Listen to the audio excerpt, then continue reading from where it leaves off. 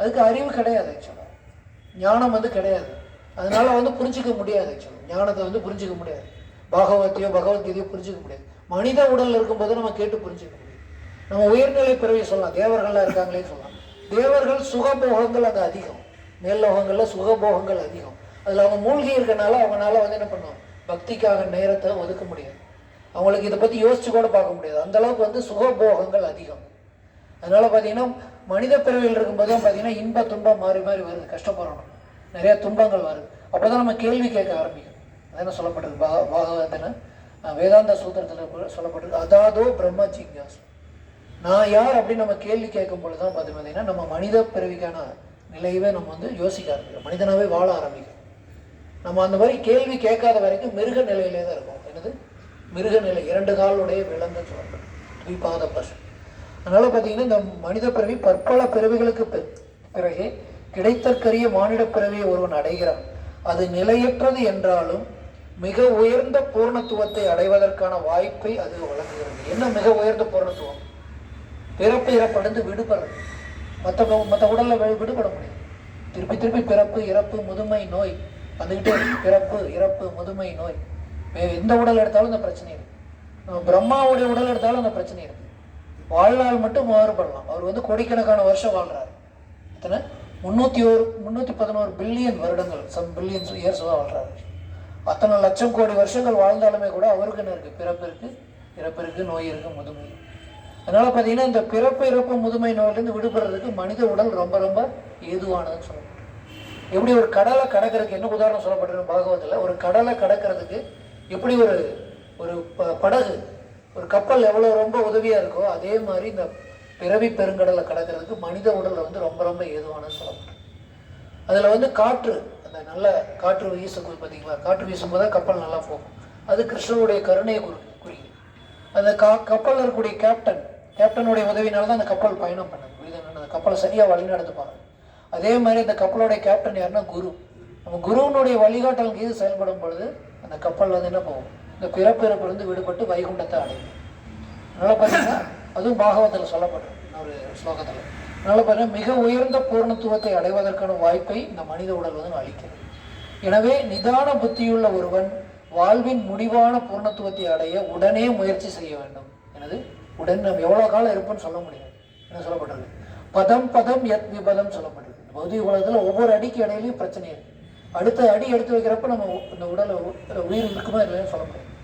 பதம் பதம் யத் விபதம் நத்தேஷம் சொல்லப்படும். நம்ம யாருக்குமே உறுதியாக சொல்ல முடியாது இந்த உடலில் நான் இத்தனை நாள் இருப்பேன் சொல்ல முடியுமா? யாராவது நான் இத்தனை நாள் வாழ்வேன் யாராவது சொல்ல முடியுமா? முடியாது.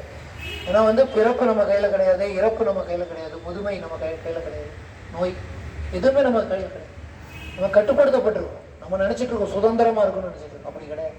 அதனால மிக உயர்ந்த புத்திசாலி யாருன்னா என்னன்னா, அவங்க வந்து இந்த பிறவி சக்கரத்திலிருந்து விடுபடுறதுக்கான விஷயங்கள் தெரிஞ்சுக்கிட்டு பகவான் கிருஷ்ணருக்கு பக்தி தொண்டு செய்கிறவங்க தான் உண்மையாலுமே மனித பிறவியை சரியாக உபயோகப்படுத்துகிறாங்க.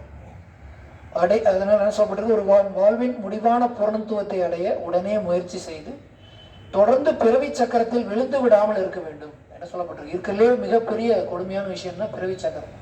என்ன சொல்ற, சம்சார சக்கரம் சொல்றோம். தொடர்ந்து பிறப்பு இறப்பு முதுமை நோயின்னு வந்துகிட்டே இருக்கு. இந்த உடலை விட்டா அடுத்த உடல். மனித உடலே கிடைக்கணும் அவசியம் கிடையாது. ஒரு மிருக உடலாக இருக்கும், பசு உடலாக இருக்கலாம், நாய் உடலாக இருக்கலாம், பூனை உடலாக இருக்கலாம். அதனால் நம்ம எந்த அளவுக்கு நம்ம பக்தி தொண்டில் ஈடுபடுறோமோ அப்போ வந்து நம்மளுக்கு என்ன தெரியும், நம்ம இந்த பிறப்பிறப்பிலிருந்து விடுபட்டு நம்ம வைகுண்டம் போகிறதுக்கான வழி. வைகுண்டம் போனால் என்னது, உடலை மாற்ற வேண்டிய தேவையில்லை. பிறப்பு இறப்பு முதுமை நோய் எங்களுக்கு கிடையாது. நித்தியமாக பகவான் கூட ஆனந்தமாக இருக்கிற இடம். வைகுண்டம்னாவே துன்பங்கள் இல்லாத இடம் சொல்லப்பட்டு. அதனால் அந்த வைகுண்டத்தை அடையிறதுக்கு நம்ம முயற்சி பண்ணணும். அதுதான் வந்து மனித பிறவியில் உண்மையான இன்டெலிஜென்ட், உண்மையான புத்திசாலியான ஒருத்தர் அதுக்காக முயற்சி பண்ணணும். மற்ற இன்டெலிஜென்ஸ் எல்லாமே பார்த்தீங்கன்னா காலத்தால் அழிக்கப்படக்கூடிய இன்டெலிஜென்ஸ். எல்லாமே பார்த்தீங்கன்னா காலத்தால் அழிக்கப்படும். அதான் சொல்லப்படுறது, மிகவும் மிகவும் வெறுக்கத்தக்க உயிரினங்களுக்கு கூட புலன் நுகர்வு கிடைக்கிறது அல்லவா. புலன் நுகர்வுன்னு என்னது, புலனை வச்சு என்ன பண்ணுறோம், நாக்கை வச்சு நம்ம உணவு எடுக்கிறோம், கண்களை வச்சு நம்ம விருப்பமான விஷயங்களை பார்க்குறோம். இது மாதிரி புலன் நுகர்வு வந்து மிருகங்களுக்கு கூட கிடைக்குது. அது என்ன பண்ணுது, சாப்பிடுது. மிருகங்கள் பார்த்தீங்கன்னா என்ன பண்ணுது, சாப்பிடுது, தூங்குது, இனப்பெருக்கம் பண்ணுது, தற்காத்து கொள்ளுது. அதே தான் நாமளும் பண்ணிகிட்டு இருக்கோம். என்ன பண்ணுறோம், சாப்பிட்றோம், தூங்குறோம், இனப்பெருக்கம். ஏன்னா தூங்குறது நம்ம வீட்டில் தூங்குறோம், அது வந்து வெளியில் தூங்குது, அவ்வளோதான். மற்றபடி அதே விஷயத்தான் நம்மளும் பண்ணிட்டு இருக்கோம். எந்த வகையில் மனித பிறவியில் நம்ம உயர்ந்திருக்கணும்? மனித பிறவியில் எப்போ நம்ம வந்து உண்மையாலுமே மனித பிறவி இருக்கோம்னா, நம்ம கடவுளை பற்றி நம்ம கேள்வி கேட்க மாட்டோம். நான் யார், கடவுள் யார், நான் ஏன் கஷ்டப்படுறேன், நான் ஏன் எனக்கு உண்மையான மகிழ்ச்சி ஏன் கிடைக்க மாட்டேங்குது. நித்தியமான ஆனந்தம் வந்து இருக்குன்னு சொல்லப்பட்டிருக்கு பகவத்கீதையில், பாகவத்தில். அந்த நித்தியமான ஆனந்தத்தை அடைக்கிறதுக்கு ஒவ்வொரு ஜீவராசிக்கும் அந்த உரிமை இருக்கு. ஆனால் அதை விட்டுட்டு நம்ம என்ன பண்ணுறோம், பிறப்பிறப்பிலேயே சுற்றிட்டு இருக்கோம். அதனால் பார்த்தீங்கன்னா இது ரொம்ப ரொம்ப முக்கியமான விஷயம். இது சொல்லப்பட்டிருக்கு, கிருஷ்ண உணர்வானது ஒரு மனிதனுக்கு மட்டுமே சாத்தியமானதாகும். கிருஷ்ண உணர்வானது ஒரு மனிதனுக்கு மட்டுமே சாத்தியமானதாகும். முக்கியமாக தொடர்ச்சியான பிறப்பும் இறப்பும் கொண்டதே பௌதிக வாழ்வு. இந்த பௌதிக வாழ்வுனாவே பிறப்பு இறப்பு தான், முதுமை நோய் தான் பிரச்சனை.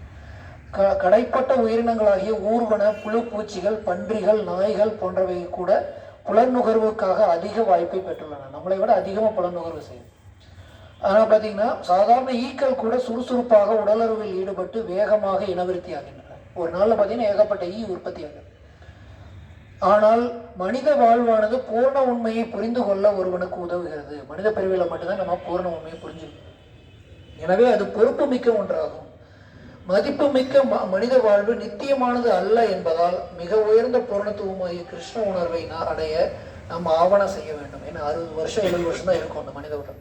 இருந்தாலும் கூட இந்த மனித உடலை வந்து நம்ம பயன்படுத்தி என்ன பண்ணணும், நம்ம இந்த பூர்ணத்துவத்தை அடையிறதுக்கு முயற்சி பண்ணணும். ஹரே கிருஷ்ண மந்திரத்தை நம்ம என்ன பண்ணணும், தொடர்ச்சியாக நம்ம டெய்லி சொல்லணும். நம்ம இந்த என்ன சொல்லப்படுறது, கலியுகத்தில் என்ன சொல்லப்படுறதுன்னா கலிகாலே நாமரூபேன கிருஷ்ண அவதாரம்னு சொல்லப்படுறது. அதனால பார்த்தீங்கன்னா பகவானே வந்து நாம ரூபத்தில் வந்திருக்காரு. பகவானுக்கும் இந்த நாமத்துக்கு இப்போ பாடணும் பார்த்தீங்கன்னா ஹரே கிருஷ்ண மந்திரத்துக்கு வித்தியாசம் கிடையாது. அதனால் நம்ம எவ்வளோ முடியுமோ அவ்வளோ நேரம் வந்து பார்த்தீங்கன்னா ஹரே கிருஷ்ண மந்திரத்தை உச்சரிக்கணும். நம்ம ஹரே கிருஷ்ண மந்திரத்தை உச்சரிக்க நம்ம தூய்மை அடையணும். அதனால் கலியுகத்தில் இதை தவிர வேறு வழி இல்லை, வேறு வழி இல்லை, வேறு வழி இல்லைன்னு சொல்லப்படுறோம்.